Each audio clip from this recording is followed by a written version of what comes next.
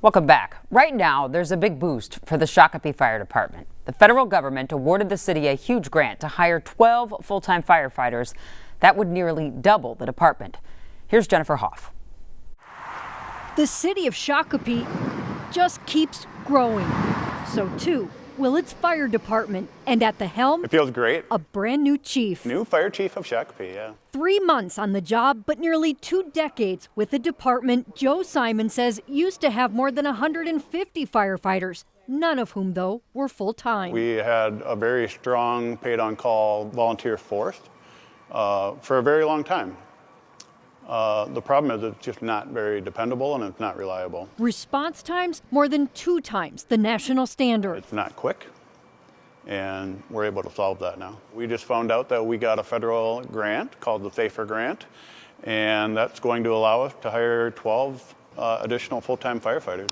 FEMA announcing the more than $2.5 million grant this week, a 3-year-long program that also staffs the city's second station full-time for the first time. Very exciting. A funding stream awarded to only a few departments in Minnesota, including Hopkins, Burnsville, and Maplewood, to strengthen cities. Shakopee's fire response is about to get faster and stronger. And keep more people safe. It's a great historic time to be part of Shakopee. In Shakopee, Jennifer Hoff, KARE 11 News.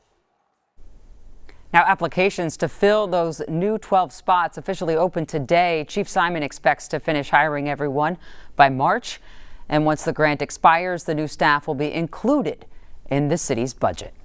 Well, in just a couple of days, a new arena is set to officially open at the University of St. Thomas. It will be their basketball and hockey program's place of play. And along with that, they'll have events like concerts and graduations. But as Jessica Hart reports, there's something special about the new building that carries on a nearly century-old tradition. Designing a building anchored in stone is a part of the University of St. Thomas's identity. It's really one of the primary branding elements of our campus. Jim Brummer manages all the university's facilities. You couldn't tell if that was an academic building or an athletic building, and that's part of what we're trying to create. A new athletic center that matches the university's collegiate Gothic style, a style only one stone can accomplish. Kasota stone from day one was always going to be the primary element. It's a beautiful material to be able to use and represent on our campus. Almost every building has been built with Kasota stone for nearly 100 years. A stone found in Minnesota. This would have been one of the ledges that we used for St. Thomas, identical to the material that is on the building. And so if we do additions to it, these blocks also would be used for St. Thomas. Ron Vetter is the CEO of Vetter Stone. Here we're taking out blocks that are 15 to 20 tons in very specific large sizes so we can bring into the plant and do whatever you need. Vetter Stone has cut the Tommy signature stone for decades. To be part of such a monumental campus like that is just so great. And to see the students using it the way that it was intended, it's really rewarding. A university where Ron was once a student. I went to grad school there. My brother and sister had their undergrad degrees. My 3 sons went there. A lot of Tommy ties. Tommy ties that extend to his nieces and nephews. Generations of Vetters taking class in Vetter Stone. Just really exciting to be part of that. Generations of Vetters working at Vetter Stone. My grandfather, my father, and my 3 uncles all started the company together 75 years ago.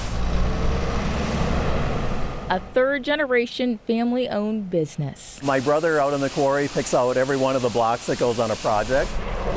15 colors can be found in this 500-acre quarry, but the Tommies use a specific blend.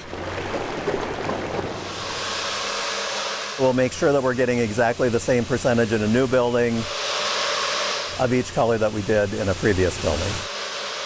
An intentional color that makes you feel. It's really emotional. People touch it, and most times they aren't touching the stone, they aren't feeling it. And this isn't a material that's used often across many construction industries. It draws you to it. A stone that built the identity of St. Thomas. If you can't tell what kind of building it is, it doesn't really matter because it screams St. Thomas. It's a St. Thomas campus, St. Thomas architecture, and we're proud of that.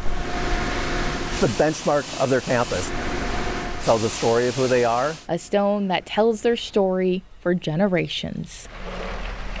In Mankato, Jessica Hart, KARE 11 News. The new Lee and Penny Anderson Arena is set to open this Friday when the Tommy hockey team plays Providence. Stay with us. More news and weather coming up after the break.